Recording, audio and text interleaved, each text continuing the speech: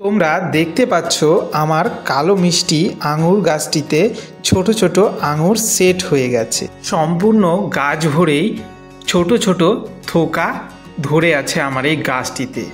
তোমরা ভালো করে দেখলে বুঝতে পারবে যে থোকাগুলি যে ধরে আছে সেইগুলিতে প্রচুর ছোট ছোট আঙুর রয়েছে।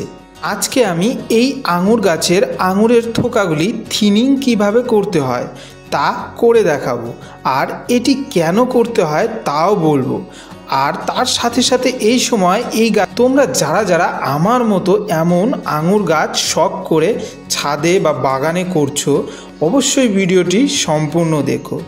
এতে করে তোমরা বাগানের মতো আঙুর ফলাতে পারবে, যা আমার গাছে হয়।